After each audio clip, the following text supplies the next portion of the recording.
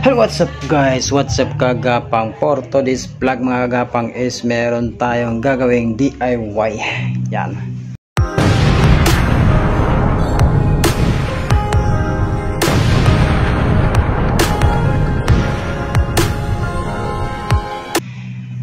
Yan, kung nakikita nyo yan guys, yung ating putol-putol na tubular. So yan, tubular na yan guys. Yung size nyan is 1 by 1 by 1.5 mm yung kapal. So yun mga kagapang, kung makikita nyo. So ang gagawin natin yung mga kagapang, ito yun. Makikita nyo dyan sa screen na yan. Yan yung nakikita nyo. No? Yan ang gagawin natin, project natin ngayon. Nandito tayo. So yung gagawin lang natin mga kagapang is nandyan lang sa tapat ng aking bahay. So nag-request sa akin, nagpapagawa. So yan, sa kanya na yung materialis. So labor lang sa akin dyan, dahil kapitbahay naman, hindi ko pinisyuhan, sila nang bahala. Ganyan tayo pag kapitbahay. Pagka kalapit barangay, ibang presyohan na tayo. What? So may ano na tayo dyan, may actual na tayo na quotation dyan. So yan, kung meron kayong papagawa dyan, just PM lang. Kung mga simple na welding dyan, like ganito, yan, mga DIY, pwede tayo dyan. So yan, tuloy natin, pakita ko sa inyo yung mga forma dyan, paano natin gawin. Kung nakita nyo tong video na to, ay makita nyo tong design na to guys, ito yun. Yan, ito yung gagawin natin, na may simpleng medyo kalakihan pero may lapad siya, dahil ang request ng may-ari is magkakaroon siya ng konting lagayan ng halaman sa bandang baba, no? So yun, kaya ganito yung design natin. So tara, let's go.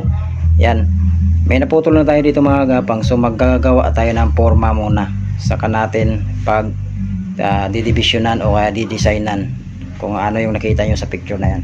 So yun, tara, let's go. So pakita ko sa inyo guys yung ating simpleng gamit lang. Yan, meron tayong grinder. Yan, may panukat tayo, may eskwala at meter. So importanteng mahalaga guys itong ating welding na yan, kung makikita nyo ng Yamato ERC welder. So BX 6300.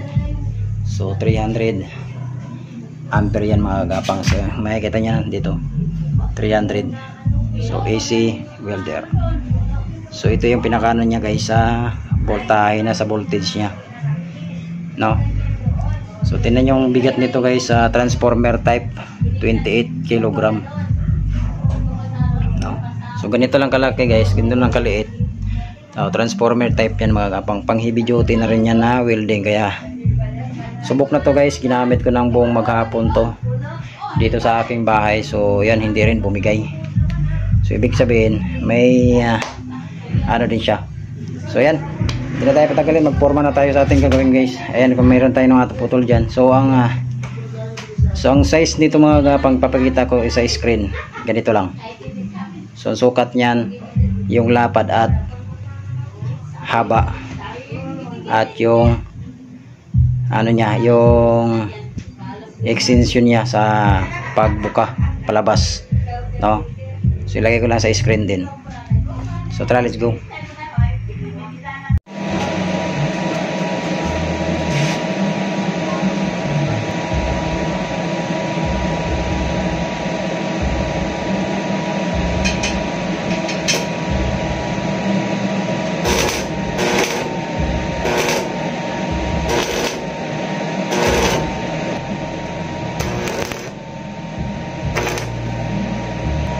So ang kailangan natin guys ay sukatin na eskulado.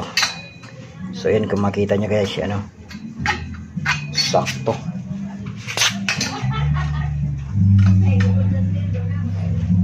Ayan guys, saktong sakto.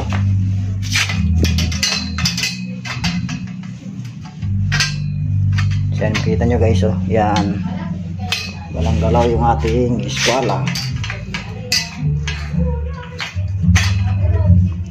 Yun, kabilaan kwadrado o eskwalado. So yun, yan dapat makuha natin guys. So yun, tuloy na natin yung weld kasi nakuha na natin yung eskwala.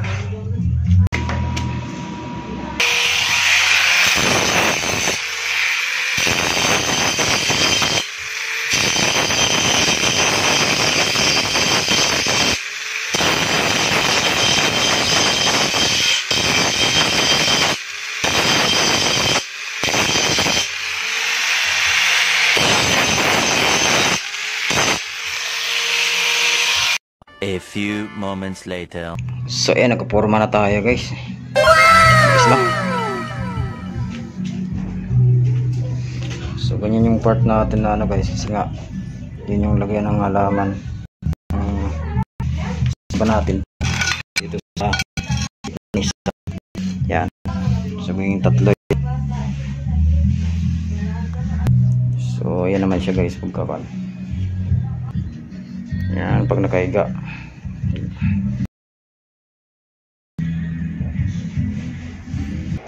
So ayan guys, ayan, nakuha na natin ng may forma na tayo sa design. Yan, di ba?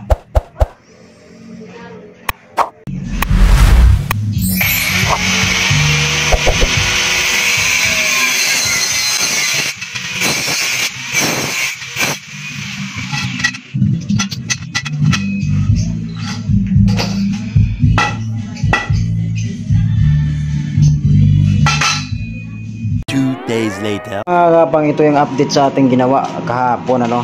So yan, patapos na rin. Patapos na rin yung ano. So dalawang ano na lang. Dalawang part na lang. So nandito yung pares niya. Yan. So yan na yung ating ikakabit para dito naman na part. So yun, kapang position. So yung dalawa pa rin naman natin dito. So yan. So ayan, kung makikita nyo na yan mga kapang, yan na yung sa ating ginawa kahapon. Ayan.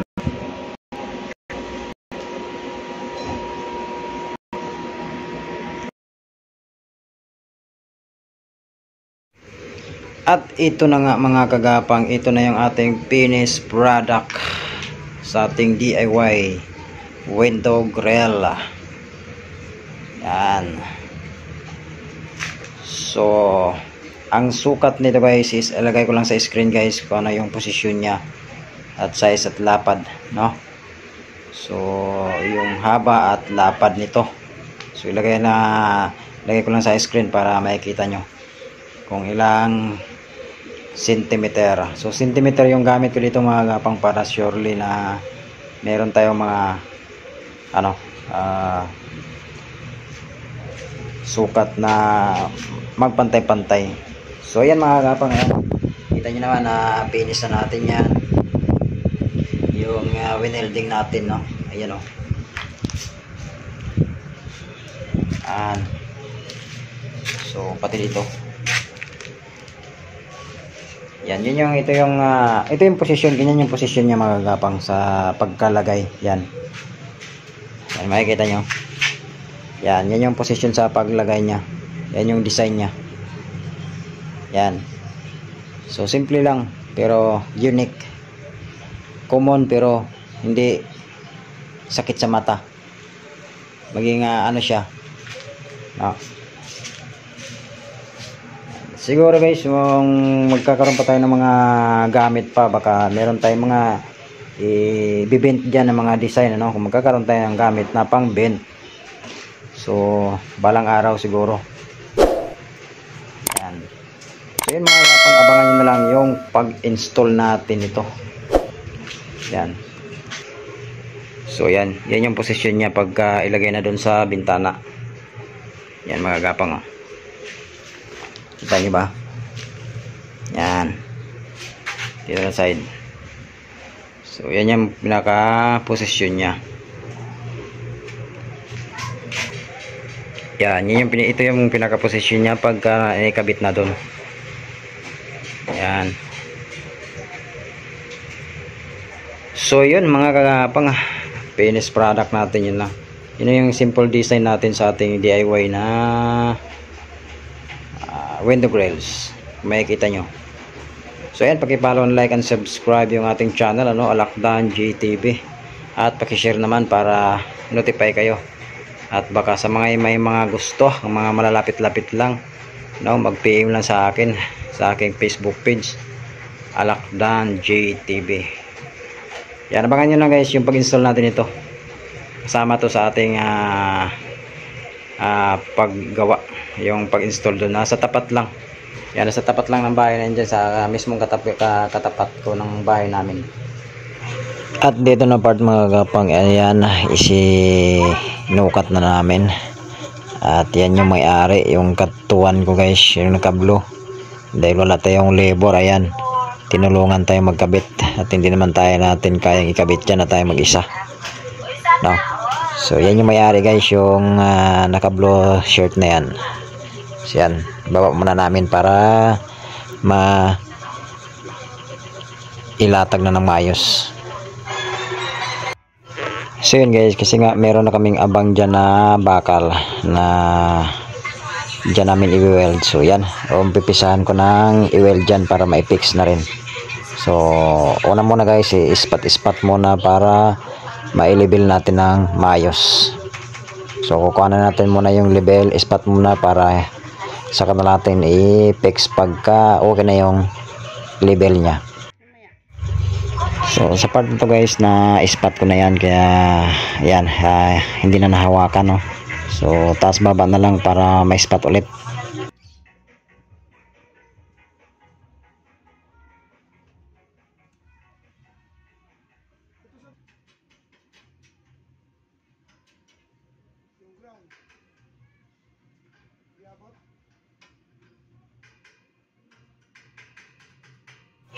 So yan, sa part na to guys is nasa loob na ko nyan para doon ko na i-spot ulit. At doon ko na i-weld ulit para ma-fix na natin. Ay, yun na nga guys, na i-fix na natin. Yan, kung makikita nyo, kahit akyatan na ng unggoy yan, hindi na matibag yan. So dahil dinagdagan din natin yung mga bracket dun sa taas guys, kasi yung taas nyan is dadagyan pa daw ng buhos na ng may-ari. So mas dagdag kapit yun dun. Naglagay tayo ng mga bakal dun para dagdag support, para mas lalong tumibay siya pag nabuhusan na ng simento nung gagawin na may-ari dyan. So yun, ano lang kasimple yung ating ginawa at tapos na. So ngayon lilinisin lang natin yung ating mga new weld para i-grinder natin para matanggal naman yung mga konting dumi. So ayun, na installation done ng ating DIY window grills guys. Yan mga gapang, yat napanood yung video na to, nakuha na nyo ng konting idea. Huwag nyo kalimutan like and subscribe sa Alakdan GTV, at i-follow na rin guys yung aking Facebook page, Alakdan GTV pa rin, same channel name sa aking YouTube. So alright, hanggang dito na lang guys. Hopefully may share at may like, ma-subscribe nyo at ma-bell all para notify kayo sa ating gagawin pang ibang mga videos.